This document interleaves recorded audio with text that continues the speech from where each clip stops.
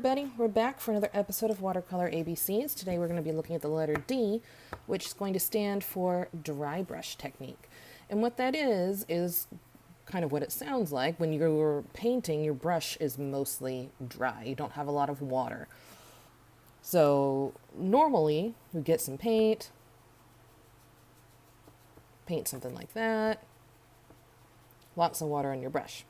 So the dry brush technique is where basically you are drying off your brush, then picking up a little bit of your paint, maybe dabbing it again, and you're dragging, oops, it's too dry. Might just be too light of a color. Hold on. Get some darker color, easier to see.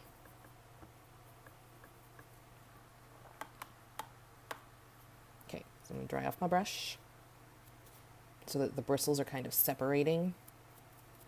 Okay, roll it in some color.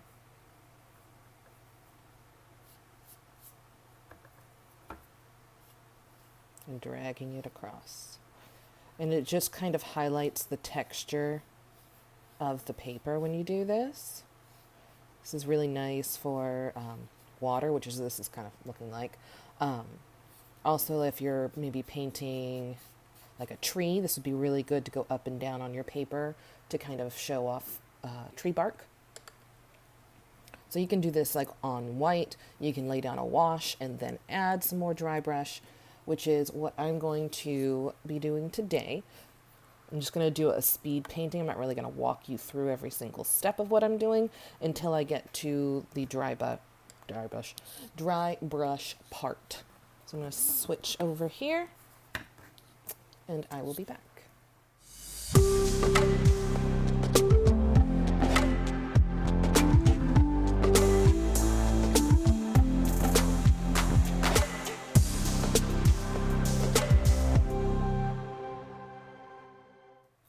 All right, we're back. We're all dry. So I did this little like water sunset thing. So now what I'm going to do is I can kind of make the illusion of the waves and the ripples with this dry brush technique. So I'm going to mix up my blue here. Where's my cheat sheet? I think this is phthalo blue. Yes, I was right. Phthalo blue. I love this shade.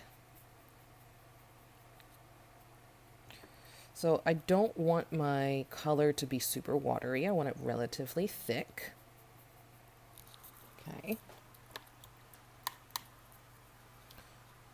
So now I'm going to take my brush. I'm using a silver black velvet size 10. This is a natural hair brush, but you could easily do this with synthetic as well. I just find it's a bit easier with a natural hair brush. So I got some water on it and I'm squeezing out most of it. All right. So that my bristles are starting to separate. I'm going to roll my brush in my phthalo. Now it's also good to kind of keep like a test piece so that you can make sure it's, yeah, that's pretty dry. Okay. And so then you can just take it and kind of drag it. Might actually need a slight bit of water. It was almost too dry. Okay. Test it again. Yeah, that's better. I like that. Okay.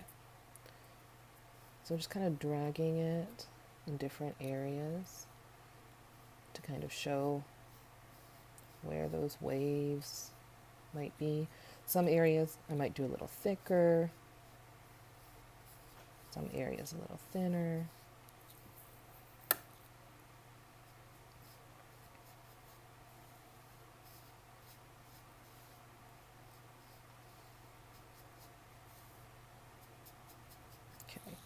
So now I am going to go in with a slightly wetter brush, and I can, let me test. See, that's still giving me those ripples and those edges to kind of show off that texture of the paper.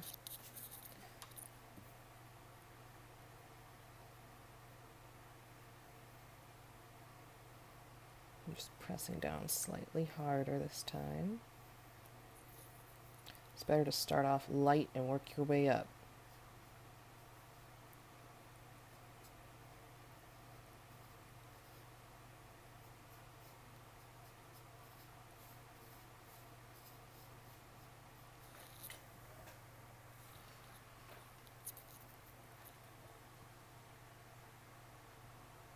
I'm gonna add in some more. Just dragging.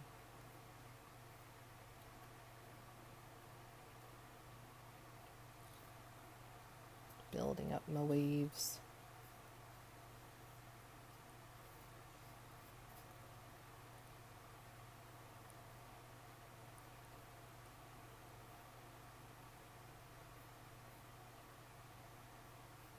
And you can add in some of like the color, like the that you see in the sky.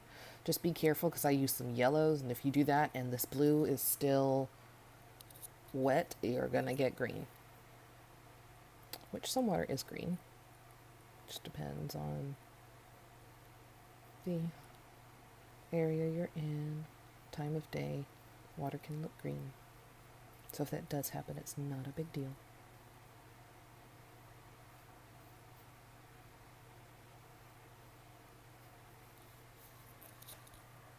Alright, I like it.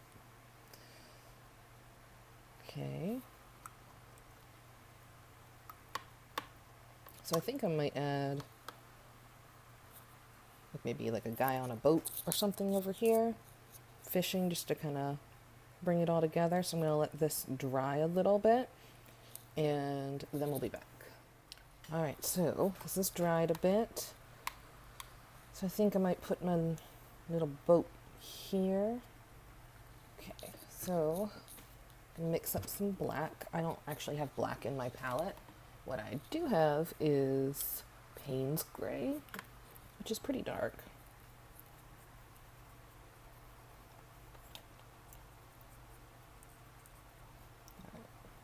It's got a bluish undertone, so I'm just mixing it with some of the brown that's right here in my palette.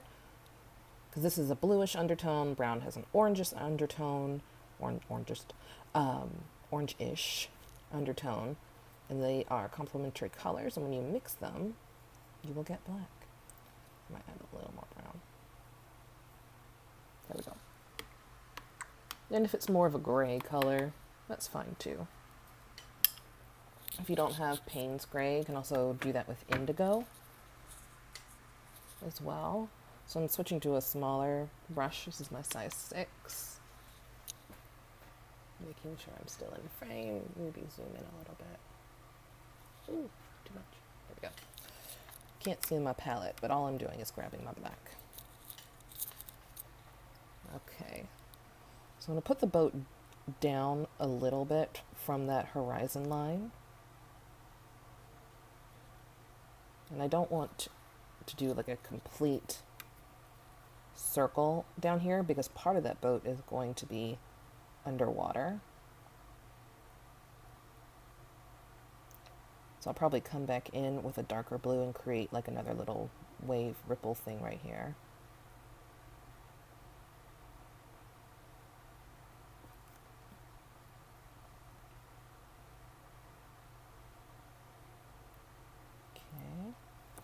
So maybe maybe I won't put in an anchor line. My husband and my son love to go fishing. We don't own a boat. We do live in Florida, but we don't own a boat. We own 3 kayaks.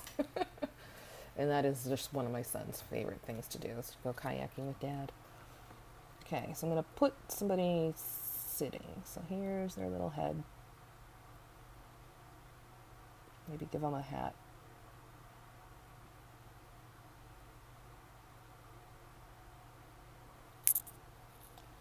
The tough thing about painting black with this brush is the bristles are black.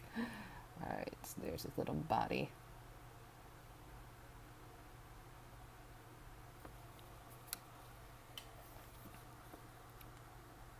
Finagle this hat a bit more.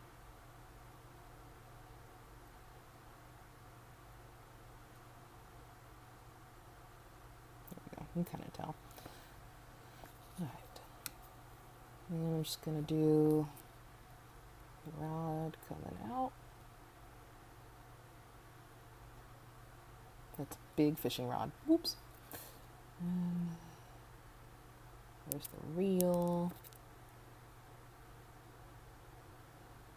I think for the line, I'm actually going to use my micron pen just because I want to make sure it's super thin. So this is a very well loved Pigma Micron number 3.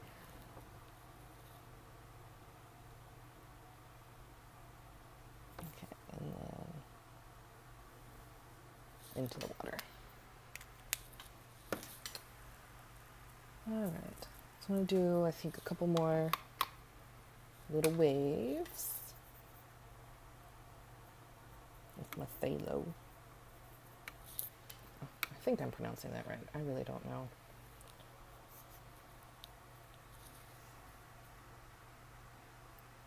So it's a semi-dry brush. Just want to put that wave there to indicate that I've got a boat.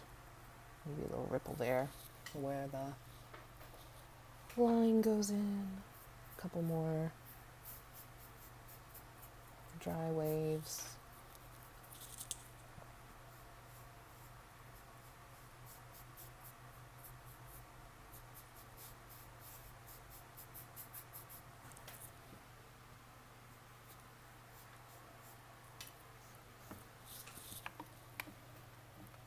All right, and there we go. Dry brush technique.